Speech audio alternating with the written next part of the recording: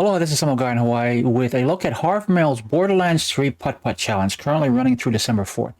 The challenge involves farming 9 sources for specific variants of dedicated drops, counting the runs it takes to get each item, and then adding up all those runs. The objective, like in a golf game, is to get the lowest score. A link to his original announcement video is in the comments. Now, it's a cool idea, and Harfmil is hoping to do more of them in the future if enough people show interest. He and a lot of viewers and players have also bounced around various ways of modifying and improving the format, making it more fun and accessible to more players. Toward that end, I have been experimenting with and testing various scoring methods and play options, and am about to go over them in this video. Hopefully, some of these will be implemented during future challenges. So, to start, 2 big broad changes I suggest making to the current challenge format. Okay, one involves capping the runs, setting a maximum number of runs for each hole. This is something real golf does. Every hole in golf has a par, a set number of strokes it normally takes to put the ball in the hole, normally 3, 4, or 5. Okay, and most of the time, players are limited to par plus 2 strokes. So on a par 5, if a player still hasn't sunk a putt after 7 strokes, 5 plus 2, they score 7 for that hole and move on to the next hole. Otherwise, they might be putting for a very long time, preventing other players from playing the hole and racking up a huge score. Without a cap, some putt-putt challenge runs can quickly get out of hand. Okay, RNG being a very fickle, unpredictable thing, it is possible to end up farming and farming and farming for a particular item with no end in sight. The Fire Monarch from Kilovolt and the Crowd Bitch from Tyrene are the 2 best examples right now. I spent 113 runs on Tyrene during my first attempt, and 122 on my latest, and I stopped at 122, actually 123 on the ladder, without having gotten the cryo variant, okay, because I exercised a maximum cap. This is a byproduct of the actual drop rate for each variant. Given the base drop rate plus the rate at which a particular variant will drop, the odds of getting a Fire Monarch and Cryo Bitch from their dedicated sources on any given run are 1 in 74 and 1 in 82 respectively. Okay, and of course those odds are averages. So set a cap on the number of runs. But how big a cap?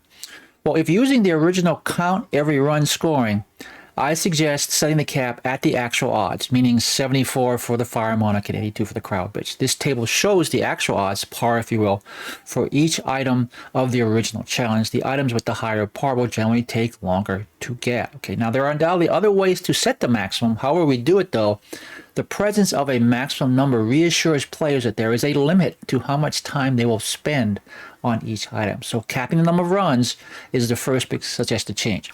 The second idea is to only count runs that produce variants of the selected item when scoring. Okay, instead of counting every run till we get a non-eliminable conference call on hole 3, we only count runs where we get conference calls. Okay, only count the noses drop from the crowd. Only Monarchs versus Kilovolt, etc. Okay, doing this FYI requires only items, using only items with multiple variants. Okay, and specifying a variant to drop. So fixed part items like the Hellwalker will not work.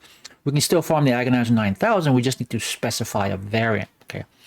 This change will make overall scores much smaller and make competitive scores much closer. Okay? It won't make the farming any faster, since we still have to go through all the runs where no variant drops. If, however, we also combine this with the first suggestion, capping the maximum number of runs, that will make farming potentially go much faster, okay?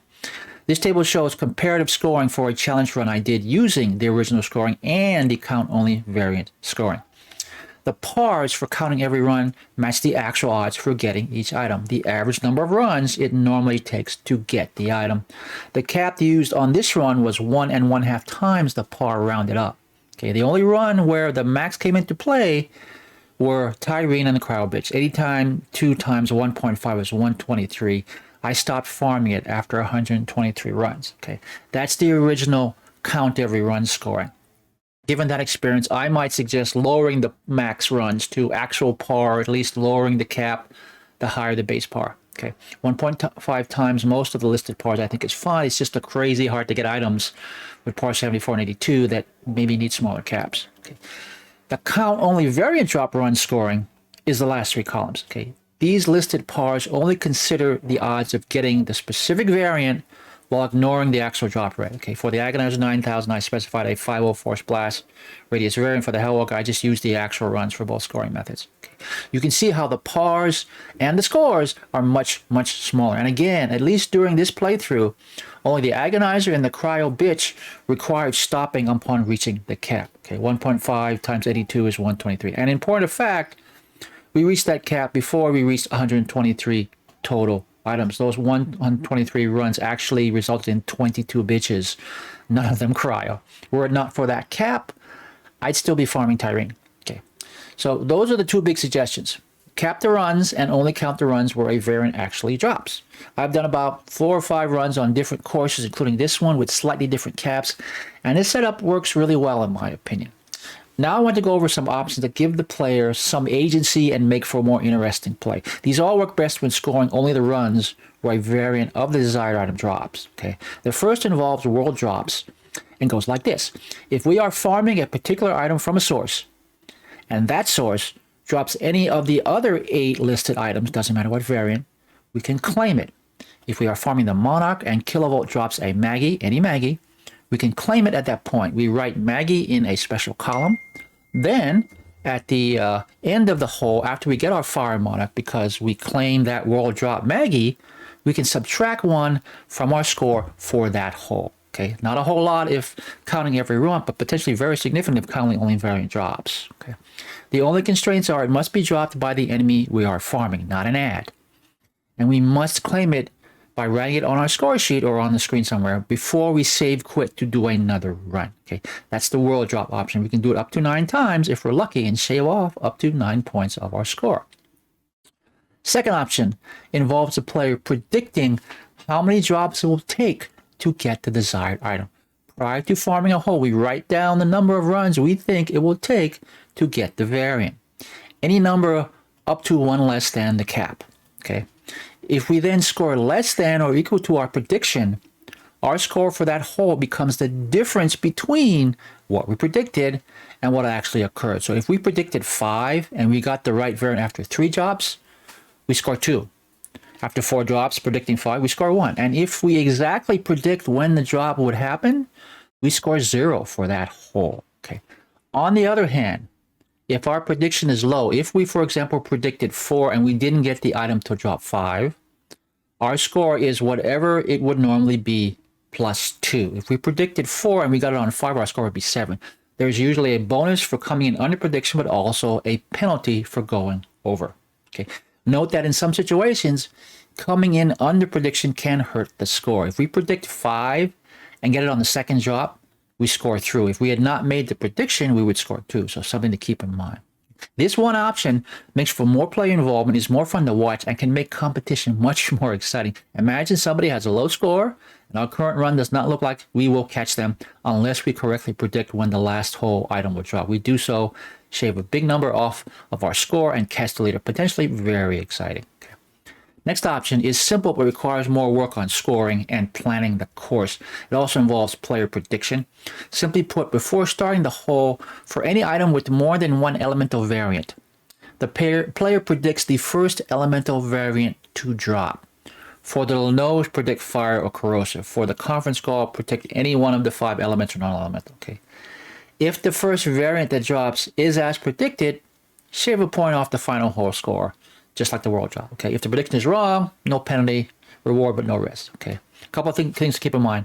First, we have to have 1 or more items that come in more than 1 elemental variant. Second, we have to list those options on the scorecard so that players know when they can take advantage of them. Third, FYI, for most drops like the Monarch, Conference Call, and Bitch, with a 59% chance to drop non-elemental, most people will predict non-elemental. Just an FYI, RNG may still drop a different element. Okay. The last idea is a mulligan, which in real golf is a stroke do-over. The idea here is that once per game, on any one hole except the last, the player may at any time while farming that hole decide to take a mulligan and start that hole over. Okay, write mulligan in the specials column, reset the count, and start over. In exchange, we add a scoring penalty. If only counting variant drops, it's a 1-stroke penalty. Take our eventually score and add 1. Okay. If counting every run, like the current challenge, multiply the final score by 1.2, which effectively adds an extra point every 5 runs. So a final score of 20 would become 25. Okay.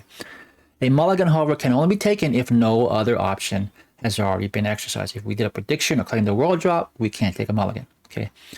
Those are 4 options. Only one may be applied to any hole. Okay. The idea behind these options and the run cap and the variant only drop scoring is that in a competition, one is rarely out of the running.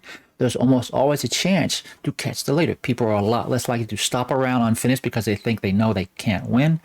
Players are much more likely to stay invested to the very end of the round, all 9 holes. Okay.